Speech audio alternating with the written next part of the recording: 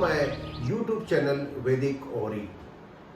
आज जिस एपिसोड के बारे में हम चर्चा करने जा रहे हैं वो कंजंक्शन से ही है, बट उसको आगे बढ़ने के पहले अगर आप लोग ने मेरा चैनल सब्सक्राइब नहीं किया है तो कृपया करके वहाँ जो बेल आइकॉन है उसको दबा दीजिए, जिससे कि जब भी मेरा कोई नया एपिसोड आए आपको उसके बारे में जानकारी मिल जाए और आप क्रम से सारी की सारी जो चैनल है उसको समझ पाएँ, पढ़ पाएँ और अपने जो ग्रहों की जो स्थिति है, जो एस्ट्रोलॉजी का जो आपका नॉलेज है उसका ज्ञान वर्धन कर पाए।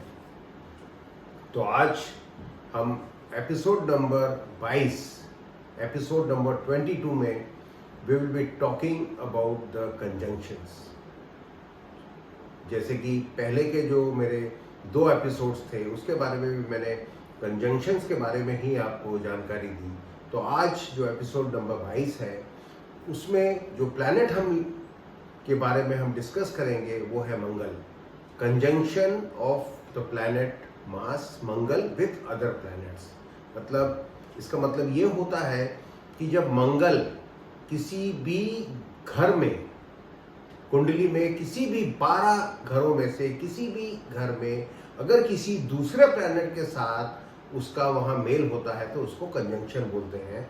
और ऐसी स्थिति में अगर कोई 2 ग्रह एक साथ आते हैं तो वो क्या रोल प्ले करेंगे उसके बारे में आज मैं आपको जानकारी देने जा रहा हूँ। तो प्लीज शेयर द स्क्रीन। जैसा कि ये स्क्रीन में आपने देखा कंजंक्शन ऑफ द प्लैनेट मंगल। अब ये मंगल जो प्लैनेट है ये मोटा मोटी आप बोल सकते हैं कि ये कमांडर इन चीफ है।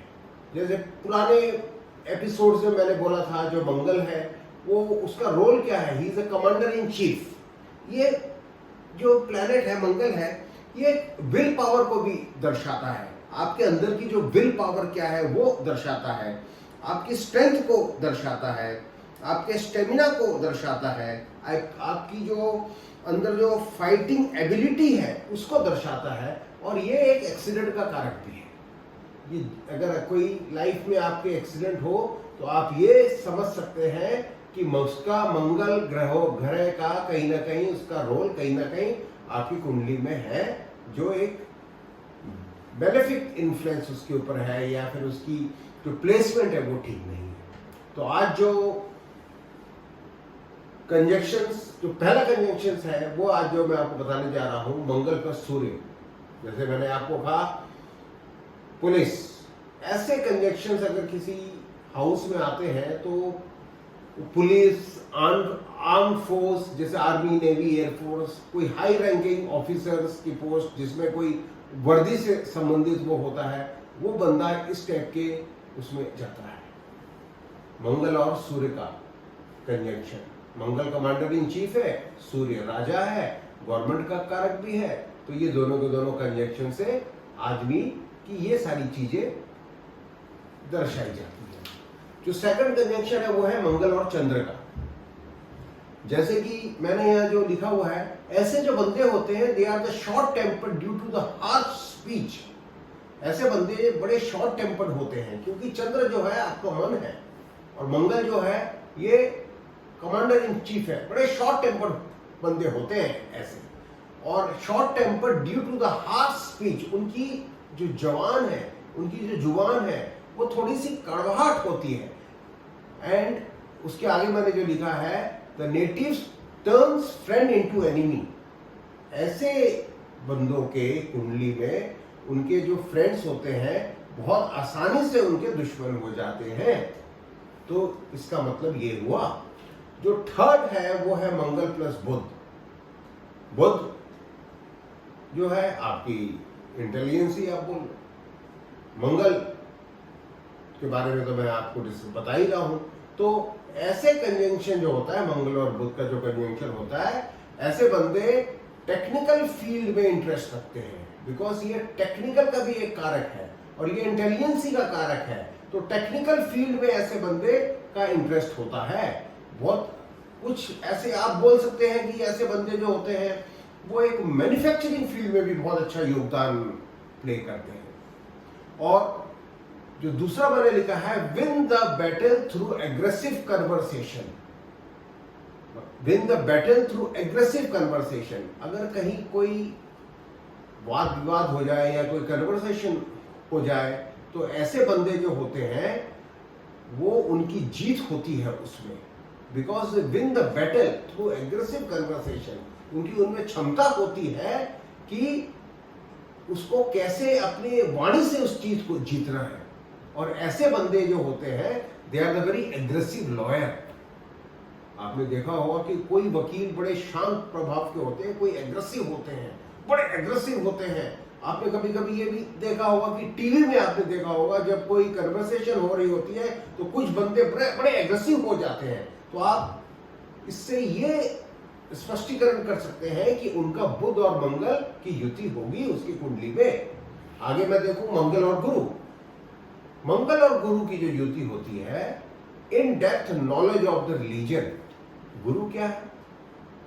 सबसे बड़ा एक ग्रह है इस पृथ्वी में, और सबसे बड़ा ये जो गुरु है ये एक योग कारक आप ग्रह भी बोल सकते हो, और एक बहुत ही बेनिफिक ग्रह इसको बोला जाता है पूरी की पूरी जितने भी ग्रह होते हैं।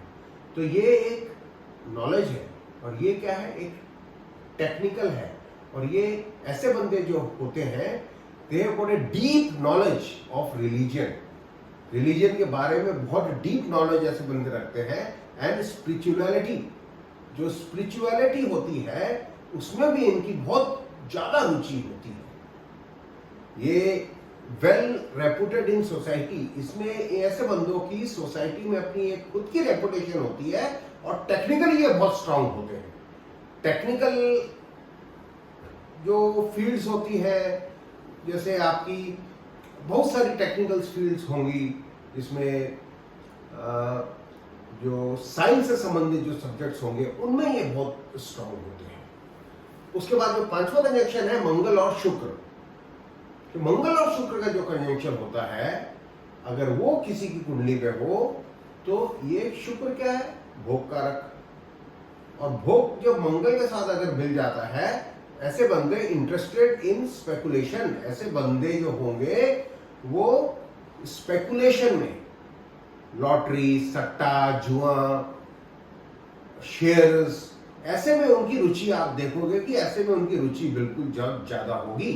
अगर किसी होटल में अगर वो जाते हैं और वहां पे कोई स्पेकुलेशन का अगर जो होता है नीचे कोई जैसे अपना बहुत बड़े आपने होटल में देखा होगा, गोवा में जब आप जाते होंगे वहां पे कैसीनो होते होंगे, तो इनका इंटरेस्ट ऑटोमेटिकली वो कैसीनो की तरफ प्रभावित हो जाएंगे। उसके बाद मैं देखूं ऐसे जो बंदे होते हैं मंगल और शुक्र के, वो इनके एक्स्ट्रा मैरिटल अफेयर्स जरूर होंगे। और वो अगर ये जो कंजक्शंस है ये 3rd हाउस, 7th हाउस और 11th हाउस, ये 3 हाउस में अगर हो तो बिल्कुल होने ही होने हैं। दुनिया की कोई ताकत इसको रोक नहीं सकती एक्स्ट्रा मैरिटल अफेयर को। ये मैं बात कर रहा हूं 3rd, 7th और 11th हाउस आपके जन्म कुंडली में। जन्म कुंडली जो है आपकी उसमें अगर ये कंजंक्शन बनता है तो ऐसे बंदे के 100% एक्स्ट्रा मैरिटल अफेयर्स होंगे।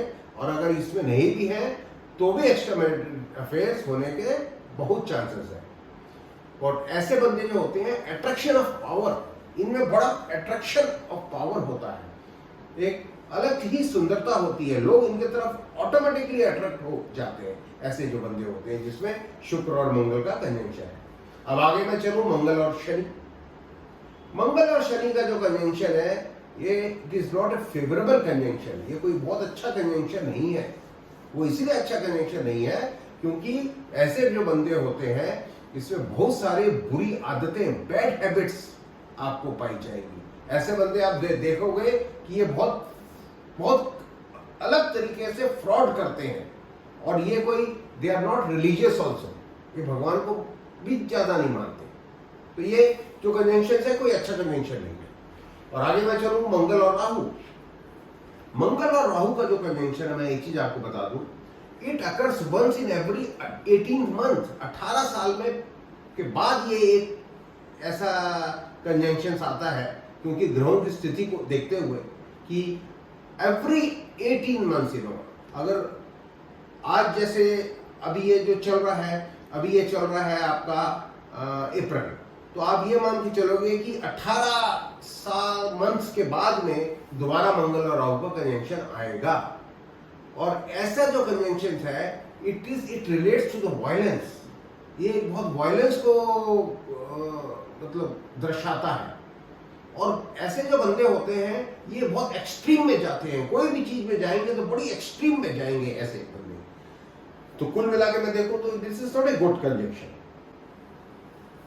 अब जो लास्ट का जो कंजंक्शन है मंगल और केतु, मंगल और केतु का जिसमें कंजंक्शन आएगा, आप ये देखेंगे कि इनकी जिंदगी में मल्टीपल एक्सीडेंट्स जरूर होंगे। जब इसकी महादशा अंतरदशा, ये हो सकता है प्रत्यंतर दशा चले, तो आप ये देखेंगे कि मल्टीपल एक्सीडेंट्स ऐसे जो बंदा होगा उसकी जिंदगी में एक्सीडेंट से जरूर होगा ही होगा। और इनकी जो मच ऑफ एग्रेशन, इनमें बहुत एग्रेशन होता है ऐसे बंदे में जिनका मंगल और केतु का कंजंक्शन होगा। तो इसकी जो बेस्ट रेमेडी है, pray for the lord Ram. Ram भगवान का अगर पूजा ये करते हैं, उनकी शरण में जाते हैं, तो ही इनका बचाव है। तो आज मैंने आपके मंगल के बारे में, कंजंक्शंस के बारे में आपको बताया विस्तार से, और आगे आने वाले उसमें मैं एक नया ग्रह के बारे में आपको बताऊंगा। तब तक के लिए आज्ञा दीजिए।